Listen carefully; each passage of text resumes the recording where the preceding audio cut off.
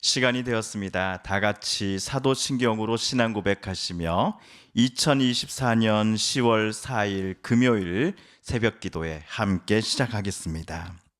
나는 전능하신 아버지 하나님 천지의 창조주를 믿습니다. 나는 그의 유일하신 아들 우리 주 예수 그리스도를 믿습니다. 그는 성령으로 잉태되어 동정녀 마리아에게서 나시고 본디오 빌라도에게 고난을 받아 십자가에 못 박혀 죽으시고 장사된 지 사흘 만에 죽은 자 가운데서 다시 살아나셨으며 하늘에 오르시어 전능하신 아버지 하나님 우편에 앉아 계시다가 거기로부터 살아있는 자와 죽은 자를 심판하러 오십니다. 나는 성령을 믿으며 거룩한 공교회와 성도의 교제와 죄를 용서받는 것과 몸의 부활과 영생을 믿습니다. 아멘. 오늘 우리 함께 읽을 기록된 하나님 말씀, 구약의 말씀 스가랴서 제11장 4에서 6절까지의 말씀입니다.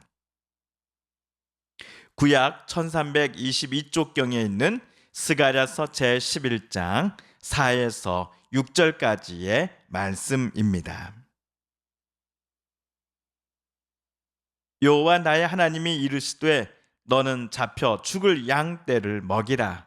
사들인 자들은 그들을 잡아도 죄가 없다 하고 판자들은 말하기를 내가 부요하게 되었은즉 여호와께 찬송하리라 하고 그들의 목자들은 그들을 불쌍히 여기지 아니하는도다.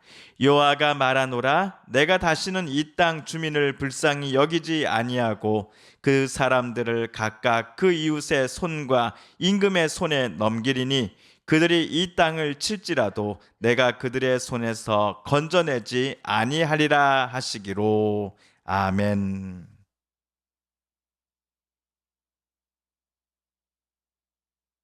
어제 우리가 11장 1에서 3절까지의 단락을 함께 읽었습니다.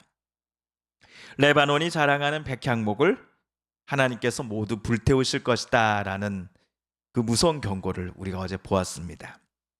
백향목은 레바논의 경제를 지탱하기 위해 꼭 필요한 것입니다. 또한 백향목은 레바논의 왕족과 또 고관들의 권세와 권력을 유지하게 해주는 데 있어서 절대로 없어서는 안 될 것입니다. 그런데 하나님께서 이 백향목들을 모두 넘어뜨리실 것이고 이 나무들이 다른 나라들에 의해 모두 도끼에 찍혀 망가지게 될 것이다, 쓰러지게 될 것이다 라고 말씀하셨습니다. 백향목으로 인한 레바논의 교만과 그들의 헛된 기세를 하나님께서 꺾으시겠다라는 의미일 것입니다. 그런데 이러한 심판이 비단 레바논에만 그치는 것이 아니다라는 것을 우리가 어제 확인했습니다. 3절에서 통곡하는 목자들, 울부짖는 어린 사자들, 요단강의 밀림들, 이 모든 것들은 스가랴 당시 바벨론 포로에서 해방되어 예루살렘으로 복귀한 유대인들이 살아가는 땅 이스라엘을 연상시킵니다. 물이 참으로 귀한 땅임에도 헐몬산에서부터 시작하여 사해 바다까지 이스라엘 땅의 중심을 북에서 남으로 관통하는 이 요단강은 주변의 땅들을 비옥하게 만들어 주었습니다. 그런데 요단강 주변에 생성된 밀림이 거칠어질 것이고 앞으로 파괴되어질 것이니 그것에 거주하는 사자들이 울부짖는다는 겁니다. 또한 주변 푸른 풀밭이 거칠어짐으로 말미암아 푸른 초장으로부터 이득을 얻어왔던 유대 땅의 목자들이 통곡하게 된다라는 것입니다. 3절에서 언급된 이러한 설명 또는 이러한 그림들은 하나님의 심판이 레바논과 같은 이스라엘 밖의 나라들에만 해당되는 것이 아니라 유대인들에게도 마찬가지로 적용될 것이다 라는 사실을 우리에게 암시해 주고 있습니다. 자, 그렇다면 어제 3절에서 스가랴를 통해 말씀하신 하나님의 경고는 정확히 어느 시대의 이스라엘 백성들을 향한 것일까요?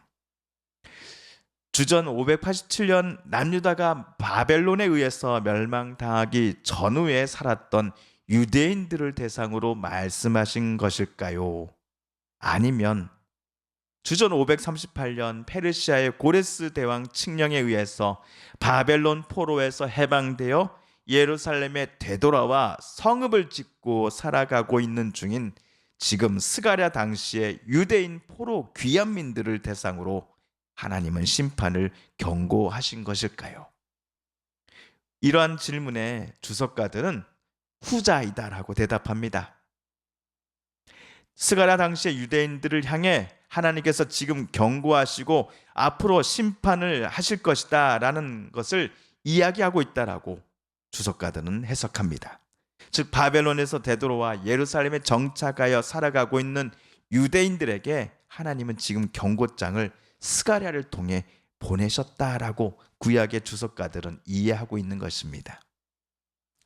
자, 그렇다면 오늘 4절에서 하나님은 선지자 스가랴에게 이렇게 말씀하십니다. 너는 잡혀 죽을 양떼를 먹이라. 주석가들의 설명에 따르면 이 잡혀 죽을 양떼란 바벨론에서 귀환하여 예루살렘에 정착한 유대인들을 가리킵니다. 그들을 마치 양떼처럼 인도할 목자의 역할을 스가랴 너는 한번 감당해 봐라 라고 하나님은 지금 선지자에게 지시하고 계십니다. 그런데 잡혀 죽을 라는 표현을 읽을 때에 우리의 마음이 많이 무겁습니다. 스가랴 때를 기준으로 약 70년 전 유대민족은 바벨론의 침공을 받아 예루살렘이 모두 황폐화되었고 많은 이들이 포로로 붙잡혀갔습니다. 결국 유대라는 나라는 망하고 말았습니다. 그런데 이러한 아픈 역사를 지금 스가랴 당시의 유대 백성들이 또다시 반복하게 될지도 모른다라고 하는 염려가 우리가 오늘 4절을 읽을 때 생겨납니다. 그렇다면 왜 하나님께서는 선지자 스가랴에게 스가랴 당시 백성들을 위한 목자가 너는 되어라 라고 오늘 지시하셨을까요? 우리 5절을 함께 세 번역으로 읽어봅니다. 시작. 사람들이 그것을 사다가 잡아도 벌을 받지 않을 것이다.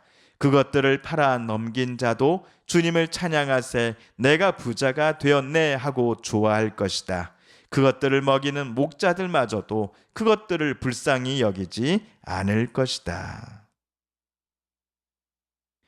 어제 11장 1절에서 백향목 나무들이 불에 타서 쓰러질 때 많은 이들이 통곡할 것이다 라고 하나님은 말씀하셨습니다.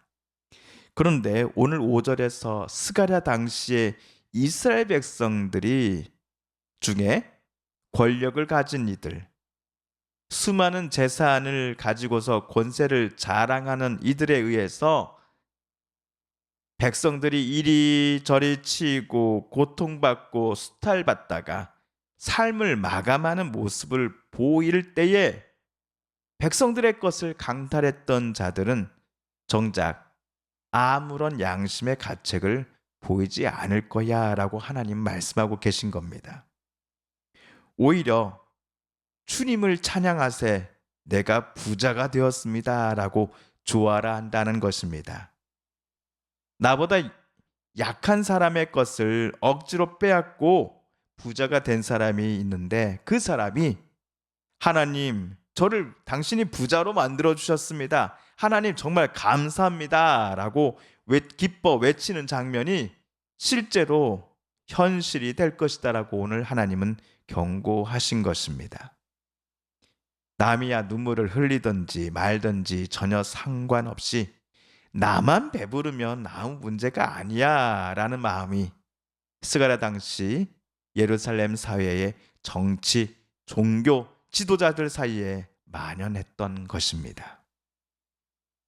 예루살렘에서 살아가고 있는 이스라엘 백성들을 향해 하나님은 오늘 6절에서 이렇게 말씀하십니다. 함께 읽어볼까요? 내가 다시는 이 땅에 사는 사람들을 불쌍히 여기지 않겠다. 나 주의 말이다. 내가 이 사람들을 이웃나라와 그 이웃 왕에게 넘겨주겠다. 이웃나라가 그 땅에 사는 사람들을 쳐부수어도 내가 그들을 이웃나라의 손에서 구출하지 않겠다. 하나님께서 스가랴 당시에 예루살렘에 되돌아 살아가고 있는 유대인들에게 얼마나 실망하셨는지를 저와 여러분은 6절을 읽을 때에 느끼셨을 것입니다. 7절 이하를 묵상할 때 우리가 알겠지만 스가랴 당시 유대인들의 지도자들과 백성들은 하나님의 백성이면서도 하나님의 백성답게 살지 않았습니다.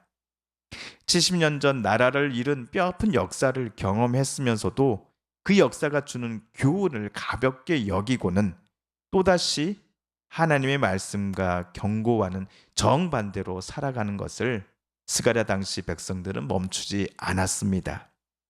스가랴 선지자처럼 하나님께서 당신의 말씀과 경고를 대신 전하라고 보내신 이들을 그들은 핍박하고 있었습니다.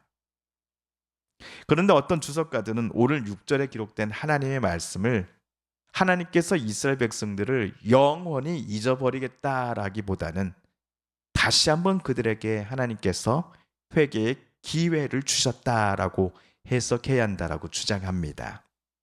정말로 하나님께서 이스라엘과의 관계를 끊고자 하실 생각이셨다면 위와 같은 경고도 하실 필요가 없으셨을 것이다 라는 것이 학자들의 이유입니다. 성도 여러분, 오늘 말씀에서 스가랴 당시의 이스라엘 백성들이 남을 짓밟고 또 얻은 부와 명예, 권세를 갖고서 그것들을 가지고 오히려 하나님을 찬양하며 하나님께 영광 올려드리는 모습을 하나님께서 얼마나 기분 나빠하시고 가슴 아파하셨는지를 우리가 보았습니다. 이들의 모습을 우리가 절대로 닮아서는 안 될 것입니다. 나는 잘 사니, 나는 행복하니, 남이야 힘들든 말든 지금 괴롭든 말든 나와는 상관없어 라는 생각으로 살았던 스가랴 당시의 유대인들을 향해 하나님께서 참으로 괴로워하셨다라는 것을 우리는 잊지 말아야 할 것입니다. 결국 우리의 마음 속에는 하나님의 마음이 가득해야 하기 때문입니다. 이를 위해서 우리는 하나님께 기도해야 합니다. 피조물인 우리가 하나님의 생각과 뜻 그리고 인도하심에 민감하기를 진심으로 원한다면 우리는 하나님께 기도하는 방법 말고는 다른 길이 없기 때문입니다. 그러므로 겸손함으로 하나님 앞에 오늘도 내일도 우리 모두 기도하십시다. 주님께서 가르쳐 주신 기도를 드리며 스가랴 말씀 묵상 제 22번째 시간을 모두 마칩니다. 하늘에 계신 우리 아버지, 아버지의 이름을 거룩하게 하시며 아버지의 나라가 오게 하시며 아버지의 뜻이 하늘에서와 같이 땅에서도 이루어지게 하소서. 오늘 우리에게 일용할 양식을 주시고 우리가 우리에게 잘못한 사람을 용서하여 준 것 같이 우리 죄를 용서하여 주시고 우리를 시험에 빠지지 않게 하시고 악에서 구하소서. 나라와 권능과 영광이 영원히 아버지의 것입니다. 아멘. 사랑하는 성도 여러분, 성삼위 하나님께서 오늘 스가랴 말씀 묵상 중에 우리에게 들려주신 하나님의 음성과 뜻을 다시금 떠올려 보기를 원합니다. 오늘 말씀 묵상 중에 우리가 깨닫고 다짐한 바대로 우리 정말 그렇게 살아가게 해달라고 이 시간 하나님 앞에 기도드리길 원합니다. 우리 성도님들과 가족분들 중에 또한 우리의 이웃들 중에 하나님의 고쳐주심과 치료하여 주심 또 회복시켜 주심을 놓고 간절히 기도하는 분들이 계십니다. 이 시간 우리도 같은 마음 같은 뜻으로 함께 하나님 앞에 간구하십시다. 하나님 고쳐주소서, 하나님 치료하여 주소서, 하나님 회복시켜 주소서. 여전히 계속되고 있는 전쟁을 하나님 멈춰 주세요. 하나님의 진정한 평화가 강물처럼 온 땅 곳곳에 흐르게 하여 주옵소서. 마지막으로 우리가 가지고 나온 간절한 기도 제목 하나님께 아뢰며 하나님의 은혜의 보좌 앞으로 우리 더 가까이 나아가겠습니다. 함께 우리 개인 기도 시간 갖습니다.